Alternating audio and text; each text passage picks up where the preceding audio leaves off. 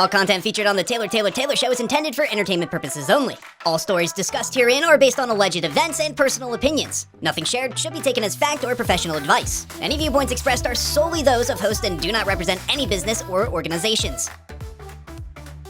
Hello and welcome back to the Taylor Show, the show where we usually only talk about one thing and one thing only, and that's me. Hi, I'm your host, Taylor.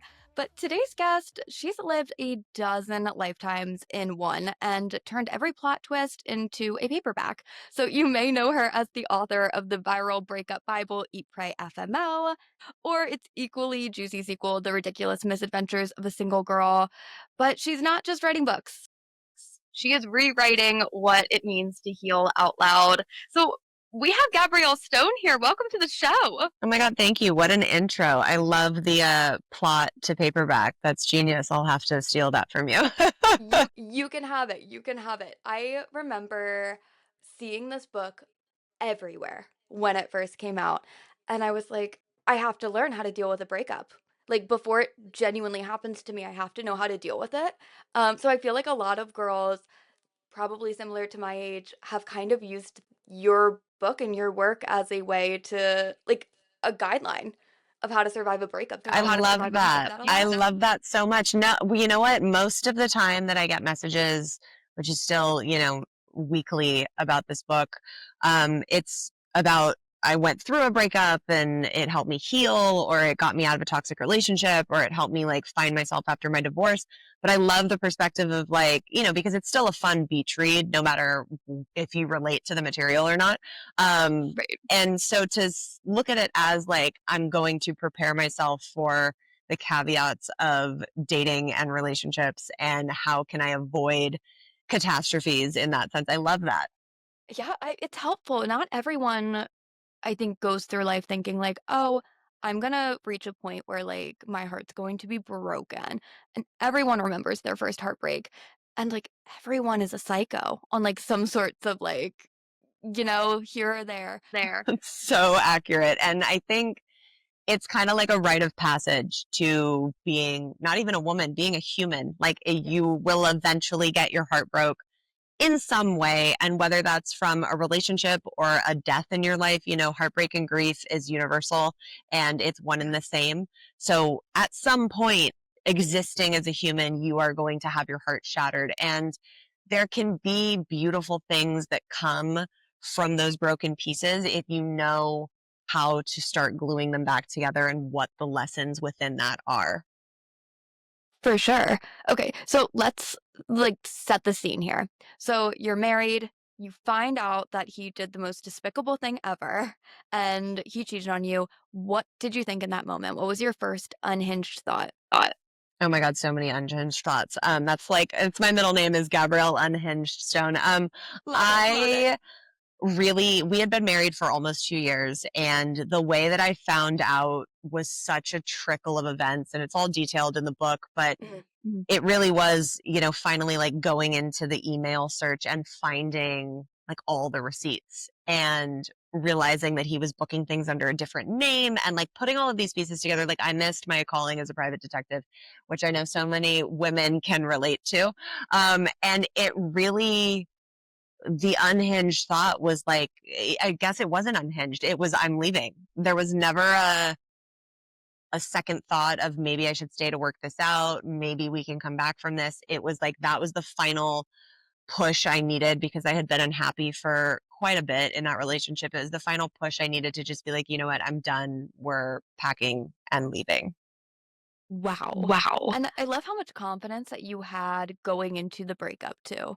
You knew that this was not for you. This was beneath you, staying with someone who would treat you that way. And I think a lot of girls don't have that confidence to say, okay, I'm done. It's completely over. But then hearing your story, maybe you're giving that to them. Yeah, I think it's really dependent on the situation and each person. I do know a small handful of people that have gone through infidelity and worked through it and have come out the other side stronger. I think it takes a very special set of circumstances, and it takes people on both sides wanting to do the work, apologize and actually be sorry and then have the changed behavior to back those words up. Yeah. And that's not always the case. But for me, that was a boundary that had been crossed, and like there was never even a question. Nor did I think that he wanted to, but that was like besides the Right. point Yeah, he's besides the point. So completely. what and you talked about this in the book, but what was the main thing that made you decide, "I'm gonna stop crying about this for right now, but I'm going to have full on main character energy, and I'm going to Europe, I'm gonna have fun." Like, was there a switch that flipped? Yeah, but so much happened in between those two moments. It was leaving the house after he had the divorce papers handed to him by a process server and being like, can I curse on here? Oh. Oh, yeah. Oh, okay, just checking. Being like, fuck men, I am done. I am going to be single for at least a year, like, goodbye. Famous last Yeah. words, of course. And the universe was like, get ready, bitch. Just Okay. kidding. So a few weeks after that, I reconnected with this man that I had like gone on 2 casual dates with, like before I even met my ex-husband. And we just like clicked and it went from 0 to 100 immediately overnight. It was like, oh my God, this is what I've been missing. Like, we're going to be together. I'm going to have babies with this person, like, meet my family. We're done. Sign, Yeah, seal, yeah. board. And he invited me on a month-long trip to Italy. And I was like, oh, of course I had to get cheated on to get rid of this like asshole because this is the love of my life. And now we're going on a romantic vacation to Italy. Like, sign me up. I'm done. Right. 48 hours before we were getting on the plane, he told me he needed to go by himself and broke up with me. And I was absolutely devastated. This man broke my heart like my ex-husband never could have done. And I remember sitting at my mom's house because that's where you move when you're 28 and get divorced. And Yep. in my childhood bedroom with a bottle of wine and being like, okay, I can either stay here and be heartbroken or I can travel Europe for a month by myself. And there was no like questioning in that decision. It was like I had to go. I did 6 countries over the span of a month. And on that trip, I wrote the book, Eat, Pray, FML. Love it. I love it. I've always been such like an anti live, laugh, love girl, like an anti positivity, like you'll make it through this. So, and I do contribute a lot of that to like women like you and like authors like you who do say like, okay, fuck it. Not everything is sunshine and rainbows and like we all go through these emotions. Why aren't we talking about them on a larger scale? And if you want to, you don't need a boy or a partner to pick up and go travel and have the time of your life. That's So right. people may say that like this whole situation that your ex-husband cheating on you and your first love of sorts, you know, holding you back at the airport and say, okay, well, you know, they kind of helped her get where she is today. I have a similar story with that. I wouldn't have been in my position where I am now if it wasn't for my ex-boyfriend who didn't show up to an interview. And I ended up going to the interview and like my career and not even like thinking that I was going to be in broadcasting at all. So do you ever feel almost not resentful of like people mentioning that, but like a little like, ugh, like I hate that he's part of the story, you know? I get what you're saying. My answer to that would be no, not at all. The only comments that I've ever gotten in that vein are from men. It's never the Yes. women Yeah. being like, oh, so you should send him royalties from the book because he helped you. Like, stop. It's always men, first of No. all. The shitty men, because there's a lot of really great, wonderful men out there. It's always shitty men on the internet that are trolling from their mother's basements. Let's be clear. Yes. And it's no, they are supporting characters in your story. I mean, that's like being like, well, you only exist here because your mom like gave birth to you. Yeah, bitch, duh. Like, what do you mean? Like, we all have help along the way. You're only smart because your 5th grade teacher taught you how to read. Okay. Like, you know, Like, cool, got him. yeah, it's what you do in those moments of the shit and sitting in that despair and that like that choice. You have you always have a choice in every situation. And it's about being like, okay, am I going to sit here and be a victim to the circumstances, or am I going to take responsibility for the part that I played in all of this and go fucking make something of it? Yeah. And may I say, a damn good book. 2 damn good books.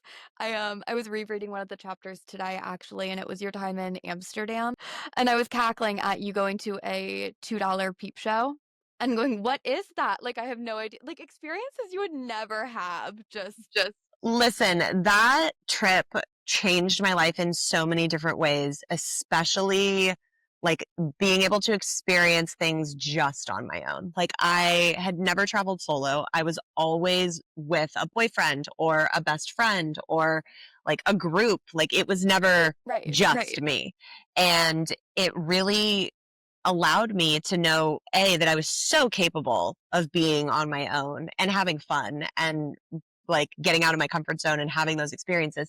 But B, that no matter what the circumstances were that happened, if I had someone cheat on me and my divorce and my marriage crumbled, or I had someone break up with me right before I was going on this trip and like devastate my heart, I was always going to be okay because I had me. I had my own back. And that was the most valuable lesson to learn.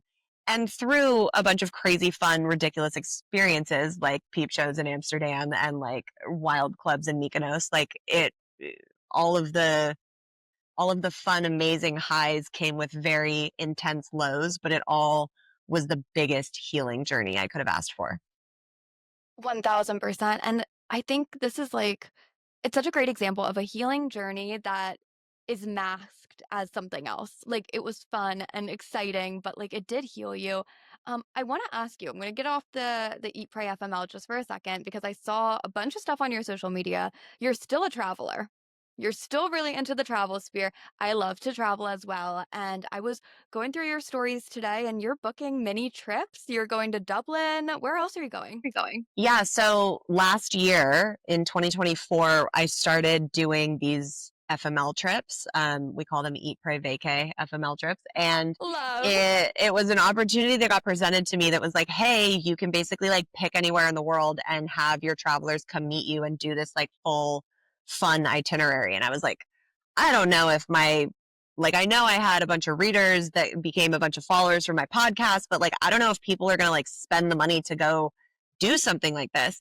And I was like, okay, I'll give it a shot. And we went to Portugal in 2024 and the trip sold out in 20 minutes. And 24 women showed up in Portugal to come meet me and travel with me. And we had the most unbelievable time. It became like this instant sisterhood. People are like friends for life from the trip. And I was like, oh my God, this is amazing. And then this year in 2025, we did oh my God, they're all C's. Costa Rica, Colombia, and then I'm going to Croatia next month. Oh And my God. a bunch of like new different women. And all of these trips have become so incredible. Oh, and we did Tulum last year after the Portugal trip. And I have like 5 trips for 2026. It's insane. And it's such a blessing to be able to do that and call that work and get to go Yeah. and meet my readers and hear these incredible stories about like how they found the book, how it changed their life, how it like, impacted them in such a way and like to get to spend quality time and travel. It's like I couldn't have dreamed for something when I was crying before getting on a plane to go to Europe.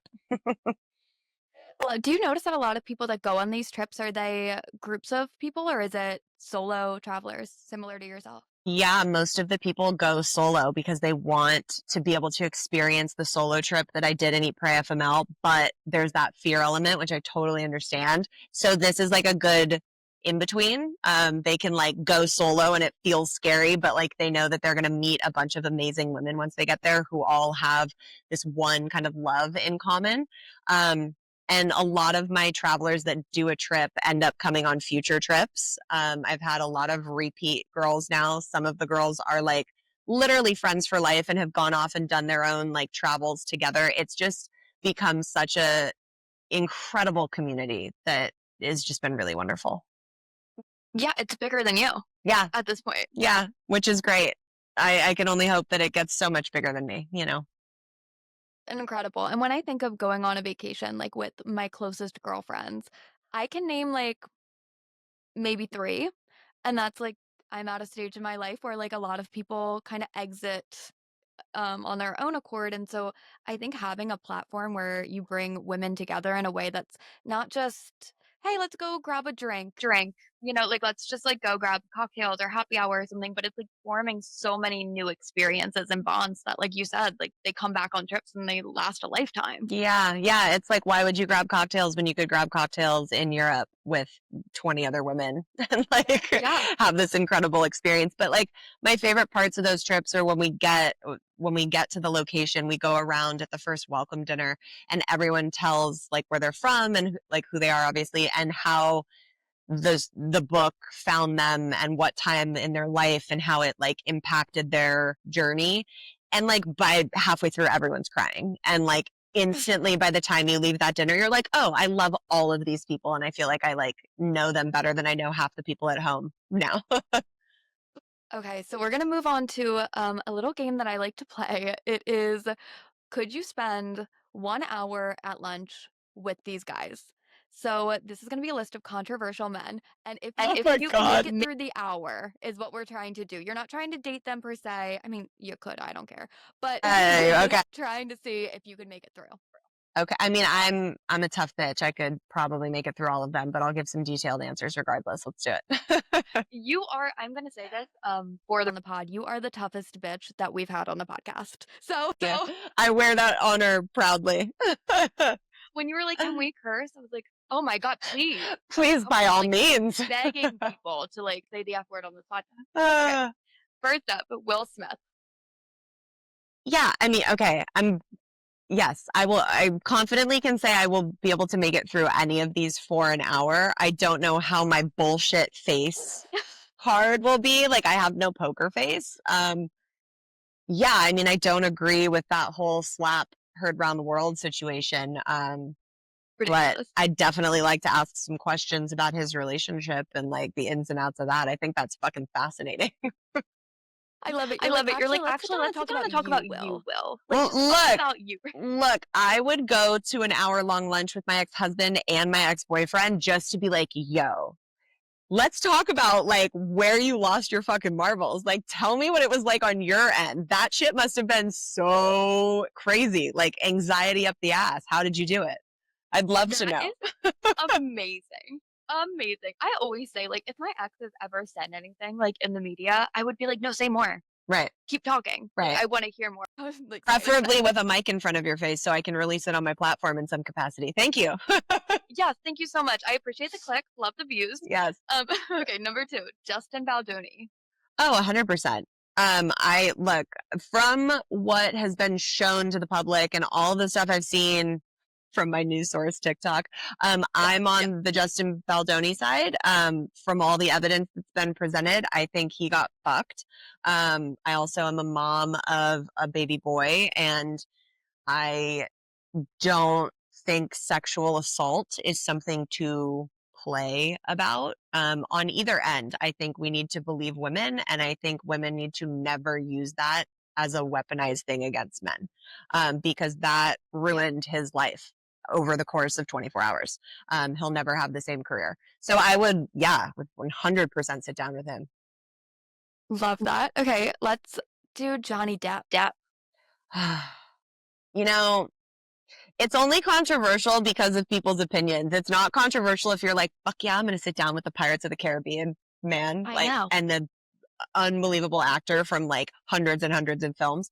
It's only controversial because of the situation. Yeah, I would sit down with all of these people because it would be a fascinating conversation and I would definitely make it through the hour. Where I stand on that one, I don't know. I feel like they were both kind of fucked up to each other. Okay, so we've gotten that you'll have lunch with most of these guys. You can make it through the hour now that I'm getting more of a sense of your personality. Yes, okay, you can make it through. So I guess I'm just gonna ask you like if you would want to with the next couple. So Travis Kelce, would you want to have lunch with Travis Kelce? Sure. Can Taylor come? That's my question exactly. If Taylor's gonna be there, then yeah, I would love that. Yeah. I don't know if I like need it. I would need to have lunch with him if Taylor wasn't there. I would love to vibe out with them as a couple, like with my husband and stuff. But not really solo. I'm not like super interested in anything he might have to say. Oh my God, I'm going to get canceled. No, you're okay. I outwardly this is so unfavorable of me to even keep bringing up, but I love Taylor Swift. I'm a big Swiftie, but when it Oh, comes to Taylor and Travis, I don't know what it is, but I get the ick. And Swifties hate me for it. They're like, "Taylor, you have to stop." But it's not like I don't literally, they're like, "Stop, you can't keep saying this." And I'm a big 1975 fan, so I love Maddie Healy. Like that is just controversial. yeah, so yeah, it's not good for me on the internet some days. Let's move on. Justin Bieber. I mean, okay, again, yes, I would go to any of these lunches, obviously. I feel concerned for his Me mental too. health right now. So maybe to like try and be a guiding light in some way. What if you're manifesting right now? Gabrielle, can you imagine 6 months from now, you are Justin Bieber's rock? Somehow you've infiltrated into his life. He's going on your trips. Oh my God, stop.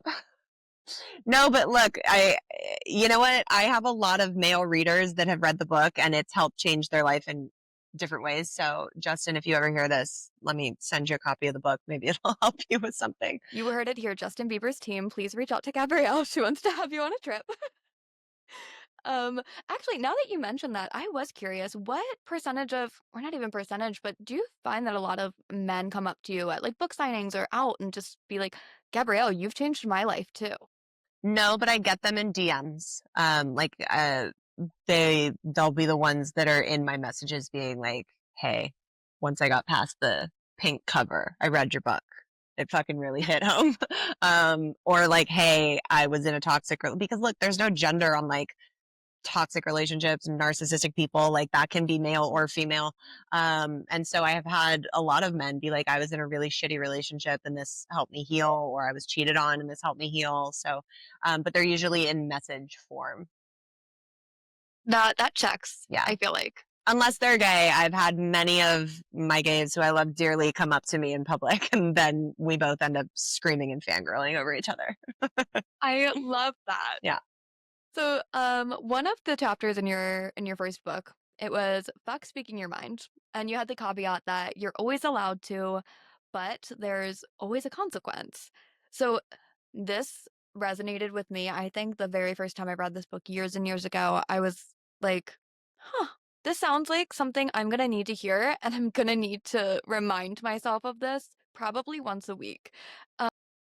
Tell me, what made you say that to begin with? Like, was there a certain instance where you were like, okay, my words have power where like people aren't going to want to always hear them, but I'm going to talk? Think on a larger scale, and there's been so many examples of that, but on a larger scale, I remember when I had the first draft of Eat, Pray, FML ready and I let my mom read it. um, she was like, Gabrielle, are you sure you don't want to like change your name or take out one of the guys that you slept with or like what the fuck? And I was like, you know what? No.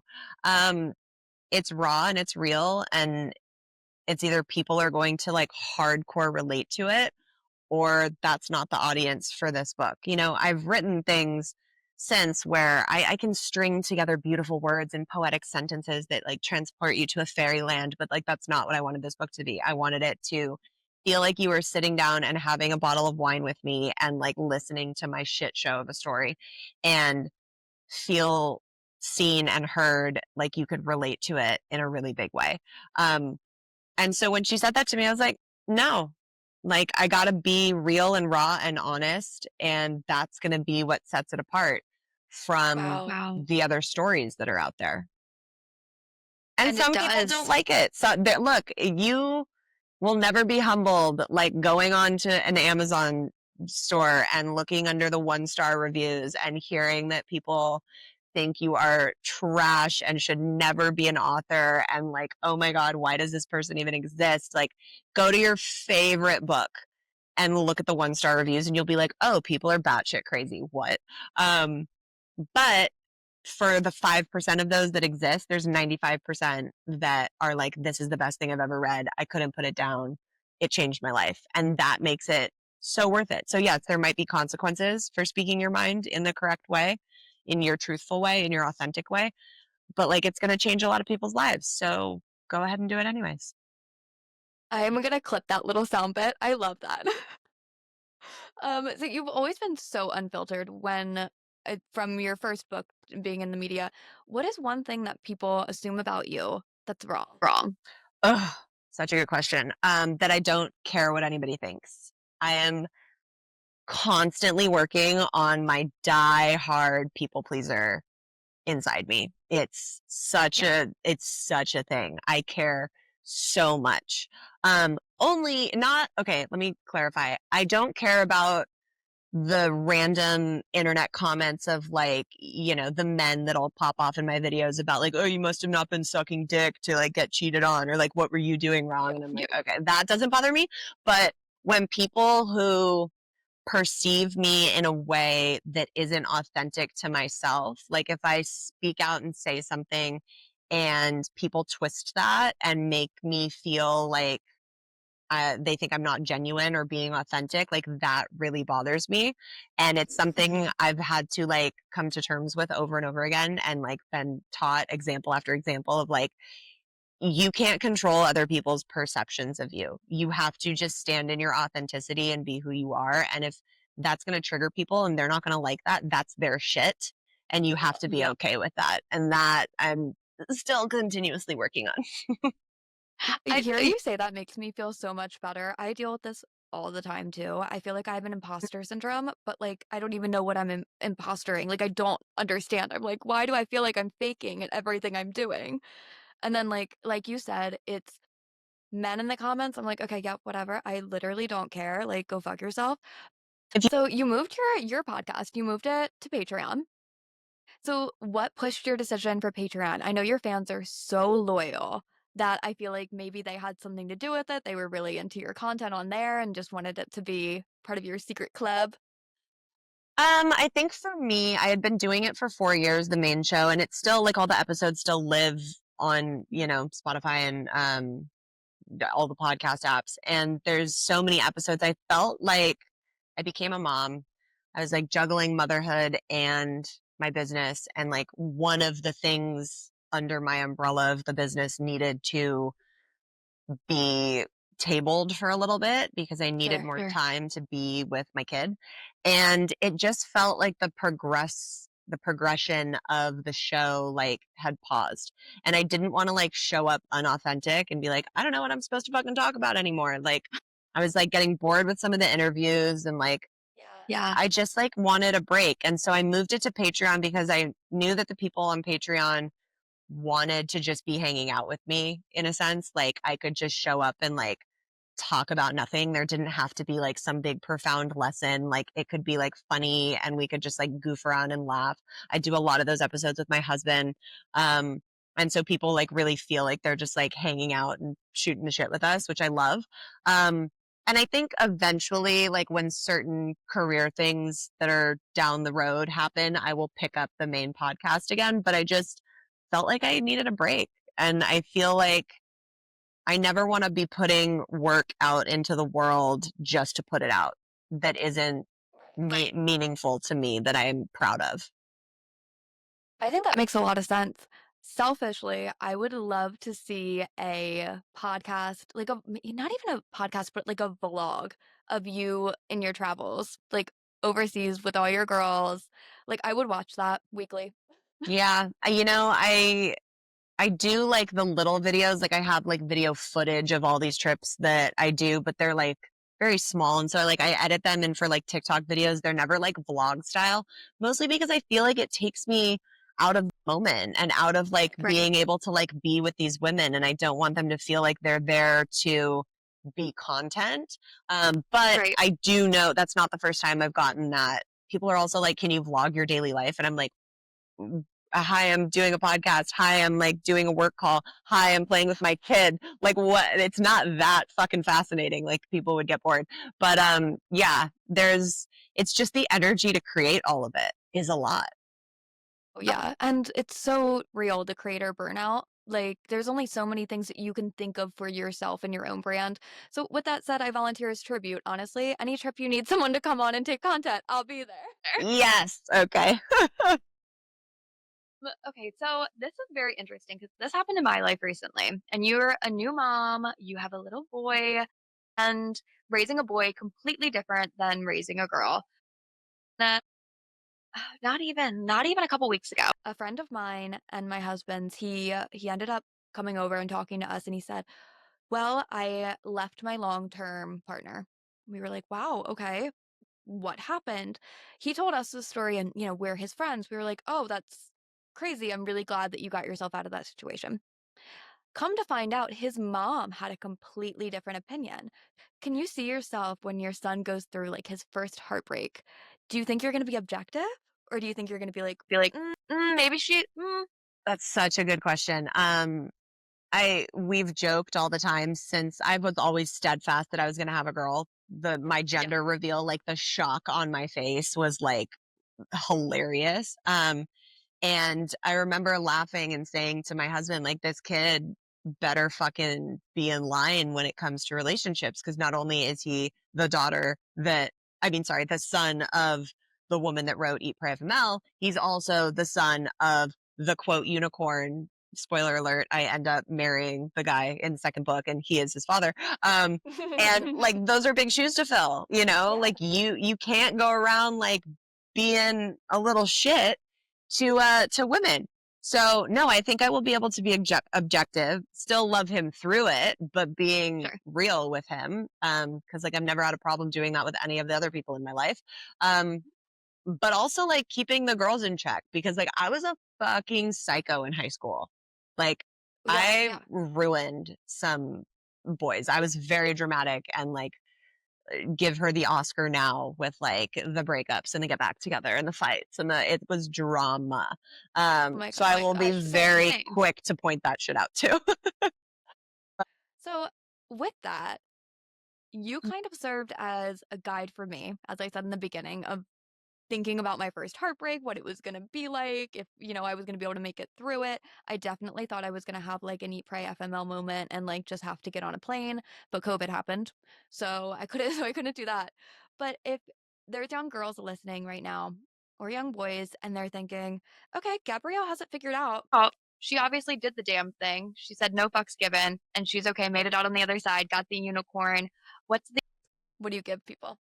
The advice is no matter how dark it may seem, there is a light at the end of the tunnel and it is more beautiful than you could ever imagine. You just have to put one foot in front of the other and keep going. And if your immediate reaction to that is, okay, but I don't know which way to go, it doesn't matter. Just start walking. You can always turn around and come back and pick a different path. That's great. Great. I feel like I you've feel like given you've this given this advice advice before, before. for sure. It's my go-to because it's true and it works. And that's what I did. Yeah. There were many moments where people were like, you don't have to go on this trip. You can stay here. You can go somewhere else instead. Like, you don't have to do this. And it was like, no, yeah, I do. Like, what do I have to lose at this point? I'm going to heal and find a lot of answers because I'm going to choose to move forward. You always have a choice, even in the moments where you're like, no, there's no choice. It's like, and I feel like I can speak on this because I've had people die tragically, unexpectedly in my life more than once. And even in those moments, are you going to choose to let your life end and be a victim to that grief? Or are you going to choose to feel it, process it, allow it to be there, and then choose to wake up and like do something for yourself to feel differently? There's always a choice. It's just about finding it and making it. Oh my gosh. Okay, I'm canceling therapy this week because I don't need it now. I don't need it. I think I'm fine. I need to text Helen after this. Be $150, Taylor. You can send it to my Venmo. Amazing. Let me know what your Venmo is. Okay, we're gonna end the pod with just some fun questions. Okay. Your guilty pleasure TV show. Love Island every night, like Do an you love addict. Mariana? I do. She's just like Okay. her outfits on there are insane, but like it's just prime trash reality TV. Like It is. Oh, God, I love Love Island. I even watch like UK seasons, and I'm like, okay, they're even crazier over here. I hear, but I haven't gotten into the UK seasons yet. But everybody says that they're superior, so I don't know. Maybe I will in my spare time. And all the free time that you have. Right, right.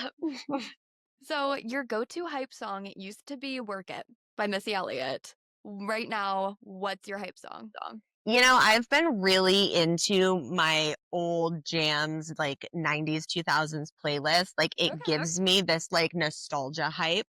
So I had a really big meeting recently and I played that on the way to the meeting and it was like Livin' La Vida Loca, Ricky Martin, and Love. like Shake It Off, Taylor Swift, and Cool. um a lot of Spice Girls. I think there was a Hanson song on there. Like it was like old jams of like my high school. So like that's the vibe for me right now.